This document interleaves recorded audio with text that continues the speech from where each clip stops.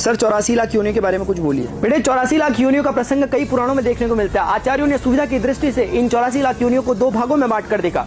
पहला योनिज, दूसरा अयोनिज। योनिज वे प्राणी हैं जो दो जीवों के संयोग से यानी कि सेक्सुअल रिप्रोडक्शन के थ्रू उत्पन्न होते हैं, जबकि अयोनिज वे प्राणी हैं जो द्विविखंडन यानी कि बाइनरी फ्यूजन के द्वारा उत्पन्न होते हैं, जैसे कि अमीबा। इसके अतिरिक्त प्राणियों को स्थूल रूप से उनके निवास स्थान के आधार पर तीन भागों में बांट कर देखा गया। जलचर जल में निवास करने वाले, थलचर भूमि में विचरण करने वाले और नभचर आकाश में विहार करने वाले प्राणी। इन्हीं तीन प्रकार के प्राणियों को उनकी उत्पत्ति के आधार पर चार भागों में बांट कर देखा गया। जरायुज माता के गर्भ से उत्पन्न, अंडज अंडों से उत्पन्न, स्वेदज निष्कासित पदार्थों अथवा स्वेद यानी पसीने से उत्पन्न और उद्भिज यानी कि पृथ्वी से उत्पन्न प्राणी। पद्म पुराण के 78वें अध्याय के श्लोक नंबर 5 में लिखा है, जलज नव लक्षाणी स्थावर लक्ष विमसति क्रमयो रुद्र संख्यक पक्षिणाम 10 लक्षणम 63 लक्षाणी पशव चतुर लक्षाणी मानव। इसके अनुसार 9 लाख जलचर, 20 लाख स्थावर यानी कि पेड़ पौधे, 11 लाख कीड़े मकोड़े, 10 लाख पक्षी और 4 लाख मानव और समतुल्य योनियां मिलकर के 84 लाख योनियों का निर्माण करती है। इस श्लोक के माध्यम से अक्षरशः अथवा प्रतीकात्मक रूप से जीव जंतुओं की ऐसी प्रजातियों का उल्लेख किया गया है जिनकी संख्या 84 लाख है, जो यह बताती है कि आत्मा को जन्म, मृत्यु और पुनर्जन्म से होते हुए मनुष्य योनि को प्राप्त करने के लिए कितने चक्रों से गुजरना पड़ता है। कुल मिलाकर मेरी दृष्टि में प्रत्येक मनुष्य को यह प्रश्न अपने आप से पूछकर कि मैं कौन हूं और मेरे जीवन का उद्देश्य क्या है, स्वयं को तब तक आंदोलित करते रहना चाहिए जब तक किसी प्रश्न